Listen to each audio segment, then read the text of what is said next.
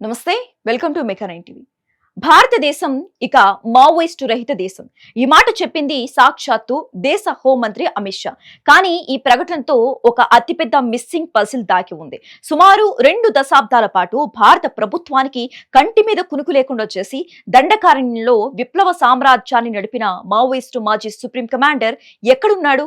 ఆయనే ముప్పాల లక్ష్మణరావు అలియాస్ గణపతి.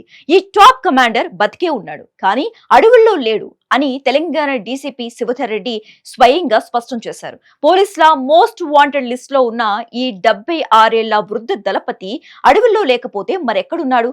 దేశంలోని ఏమైనా మైదాన ప్రాంతంలో తలదాచుకున్నాడా, లేక విదేశాల్లోని ఏ నేపాల్లోనో ఫిలిప్పీన్స్ లోనో ఒక సేఫ్ షెల్టర్ లో ఉన్నాడా? అత్యాధునిక టెక్నాలజీ, దేశవ్యాప్త ఇంటెలిజెన్స్ నెట్వర్క్స్ ఉన్నా కూడా నిఘా వర్గాలు ఆయన ఆచూకీని ఎందుకు కనిపెట్టలేకపోతున్నాయి? గణపతి మిస్సింగ్ వెనుక ఉన్న అసలు మిస్టరీ ఏంటి?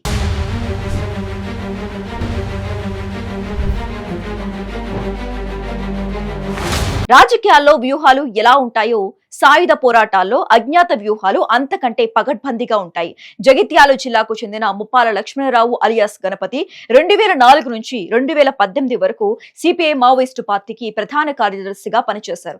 దేశవ్యాప్తంగా పార్టీని నడిపించిన ఆయన అనారోగ్య కారణాలతో 2018లో పార్టీ పగ్గాలను నంబాల కేశవరావు అలియాస్ బసవరాజుకు అప్పగించారు. అయితే 2022 నాటికి గణపతి ఆరోగ్యం బాగా క్షీణించింది. కనీసం ఒకరి చేయూత లేకుండా ఆయన నడవలేని పరిస్థితికి వచ్చారు. సరిగ్గా అదే సమయంలో కేంద్ర బలగాలు ఆపరేషన్ కగారు పేరుతో భారీ కూంబింగ్ ప్రారంభించాయి. దళాలు కమ్ముకొస్తున్న వేళ ఆ వృద్ధ కమాండర్ కు అడవుల్లో రక్షణ కల్పించడం కష్టమని భావించిన మావోయిస్టు పార్టీ ఆయన్ని ఒక సేఫ్ షెల్టర్ కు తరలించాలని నిర్ణయించింది. ఆయన భార్య జోడే రత్నాబాయితో పాటు ఆయన్ని అత్యంత గోప్యంగా అడవి దాటించారు. కానీ ఆ సేఫ్ షెల్టర్ ఎక్కడుంది అనేదే ఇప్పుడు దేశ భద్రతా దళాల ముందున్న అతిపెద్ద ప్రశ్న.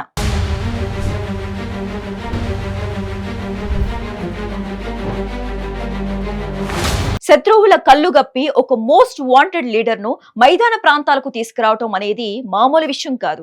ఈ కఠినమైన ఆపరేషన్ ను అప్పటి పార్టీ ప్రధాన కార్యదర్శి బసవరాజు స్వయంగా తన భుజాలపై వేసుకున్నాడు.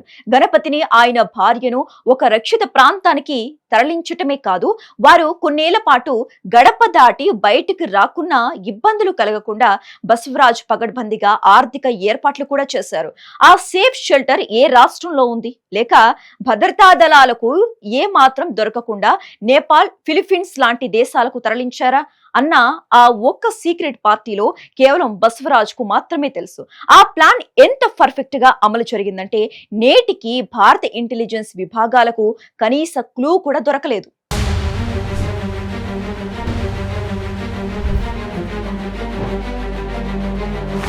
నిఘా వర్గాలకు అంతు చిక్కని పజిల్ గా మారిన గణపతి ఆచూకీ ఎప్పుడైనా దొరకపోతుందా అని పోలీసులు ఎదురు చూశారు. కానీ గతేడాది మే నెలలో ఛత్తీస్గఢ్ లోని నారాయణపూర్ జిల్లాలో జరిగిన భారీ ఎన్కౌంటర్ ఆ ఆశలపై నీళ్లు చల్లింది. ఈ ఎన్కౌంటర్ లో మావోయిస్టు పార్టీ ప్రధాన కార్యదర్శి బసవరాజ్ సహా 27 మంది మరణించారు. దీంతో గణపతి ఎక్కడున్నాడో తెలిసిన ఏకైక వ్యక్తి చనిపోయాడు. ఆయన ఆచూకీ సమాచారం కూడా ఆ ఎన్కౌంటర్ తో పాటే సమాధి అయిపోయిందని మాజీ మావోయిస్టులు విశ్లేషిస్తున్నారు. ఈ పరిణామం పోలీసులకు, కేంద్ర ఇంటెలిజెన్స్ కు కోలుకోలేని దెబ్బ. బసవరాజ్ మరణం తర్వాత పార్టీ బాధ్యతలు అనాధికారికంగా తీసుకున్న దేవ్జీ పోలీసులకు చిక్కాడు. అతనితో పాటే మరో కీలక నేత మల్లా రాజిరెడ్డి కూడా అరెస్ట్ అయ్యాడు. దేవ్జీ పట్టుబడ్డంతో గణపతి సేఫ్ షెల్టర్ గుట్టు రట్టవుతుందని పోలీస్ బాసులు ఎంతో ఆశపడ్డారు. స్పెషల్ ఇంటెలిజెన్స్ బ్యూరో, కేంద్ర నిఘా వర్గాలు రోజుల తరబడి దేవ్జీని ఇంట్రాగేట్ చేశాయి. కానీ గణపతి ఉన్న సేఫ్ షెల్టర్ గురించి ఏ ఒక్క నిజం కూడా వారు రాబట్టలేకపోయారు. అంటే ఆ రహస్యం బసవరాజ్ మరణంతోనే పూర్తి కనుమరుగైపోయిందని స్పష్టమవుతోంది.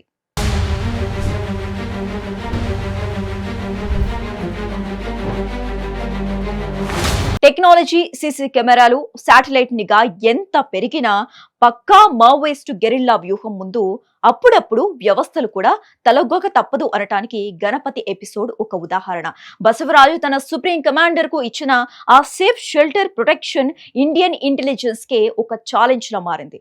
భారత్ ను మావోయిస్టు రహిత దేశంగా ప్రకటించిన అమిత్ షాకు ఈ 76 ఏళ్ల వృద్ధ నేత ఆచూకీ దొరికినప్పుడే ఆ మాటకు పూర్తి సార్థకత దొరుకుతోంది. గణపతి స్వయంగా లొంగిపోతారా, లేక అజ్ఞాతంలోనే కన్ను మోస్తారా అన్నది కాలమే నిర్ణయించాలి.